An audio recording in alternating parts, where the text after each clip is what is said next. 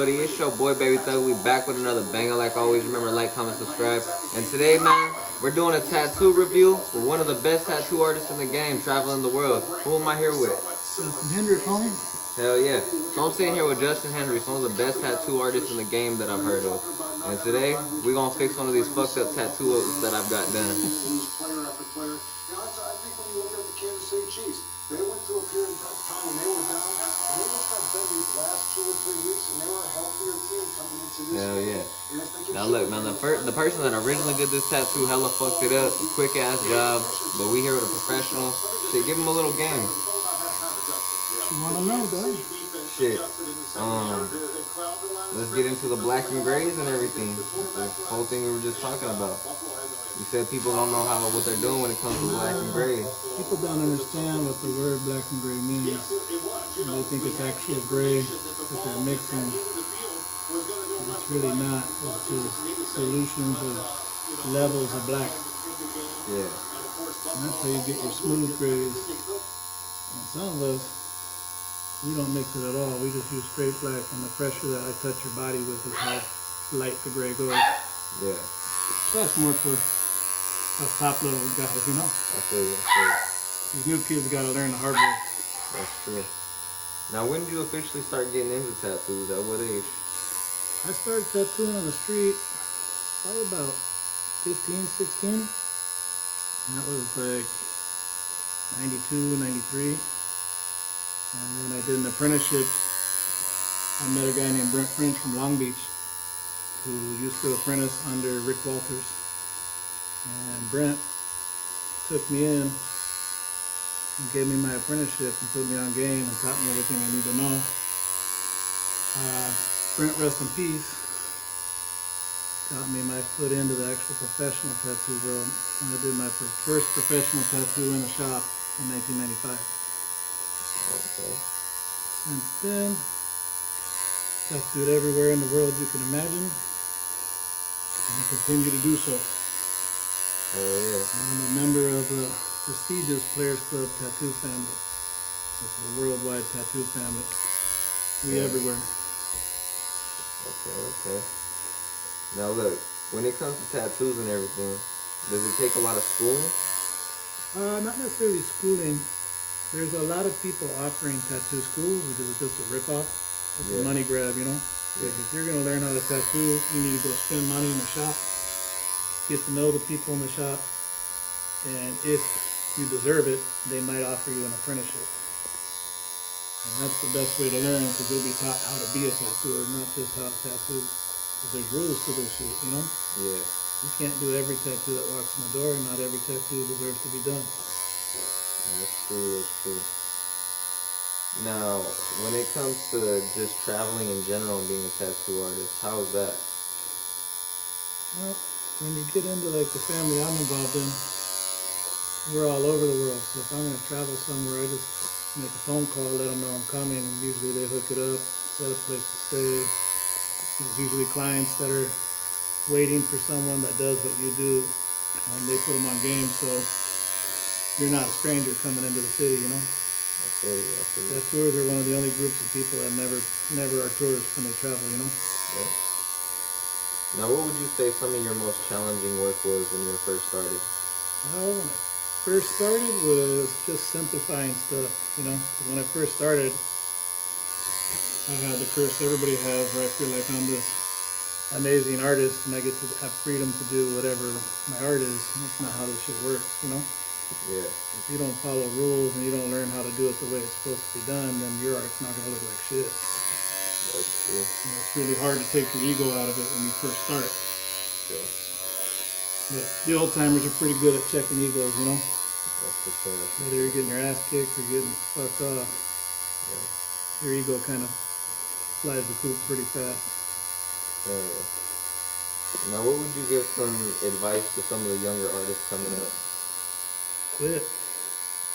I'm kidding. I was gonna say, Nah, just pay attention to the history, learn the rules, and learn everything about it. Don't shortcut it. You know what I mean? This ain't a shortcut job. If you're just doing it to be cool, don't do it. That's true. That's how you get a lot of fucked up tattoos, like the one he's fixing today. You hear that? Think about who you're gonna go to when it comes to tattoo artists in general, and make sure it's a good tattoo. Don't be pulling up on people and getting dumbass tattoos. Like my cousin that got a big ass fucking dumbass face tat. We're gonna talk about that later. Now look, what would you say was one of your favorite places to travel to? One of my favorite places to travel to, and still is Amsterdam. We got a lot of family out there in our tattoo family, and a lot of friends live there. It's just a good place. People are happy. It's not expensive. And I mean, you're in Amsterdam, bro. You can't really complain. That's true. Everything you want's on the red light. Oh yeah. And some of the shit you don't want. I see. Now I was gonna ask you. So Amsterdam, is it cold out there? Depends on what time of year you go. It can be really cold. It can be really cold, or it can be perfect weather, you know? Yeah. You go June, you catch that really nice weather. And the cool thing about Amsterdam, dog, is when the sun's out and it's sunny, everybody calls in sick to work and they all go to the park together. Bosses, employees, everybody. It's like nobody works when it's nice, you know? Yeah. Only people that work are like bars and restaurants. Oh yeah. Now when it comes to being a tattoo artist, how much can a tattoo artist make? It depends. Depends on what level, where you're at, what city, you know. Some low-level street guys making up to get by. There's some big name black and gray guys who make too much. I'm not gonna name names. But then there's also the guys who just do what they do and have their following. And you can make a good living, bro, if you earn it and if you deserve it. Oh yeah. But you got to remember who put you there and take care of those people and not turn it into a money grab, you know? That's true. This ain't a money grab. This is actually fine art. That's true. Now I was gonna ask you, so to you, who would you consider 3 big legends in the tattoo industry? There's different legends for different reasons. Like if you got to talk about OGs and originators and ones who paved the way, Norman Keith Cole, aka Steve Gary. Who else? Ed Hardy. You know, he's one that got everybody pushing out. Jack Rudy. Jack Rudy's still there, still doing his thing. Tattoo Land in Anaheim. Jack Rudy and Freddie Negretti. Jack Rudy's the one who invented the professional single needle. So he took the prison style tattooing and he made a professional needle to replicate that and started doing it in the tattoo shop. Oh, okay. And then Freddie Negretti was right there with them. And that place was called Tattoo Land. Yeah. Those guys are some of the pioneers of this, you know. I see. Also Baby Ray in LA.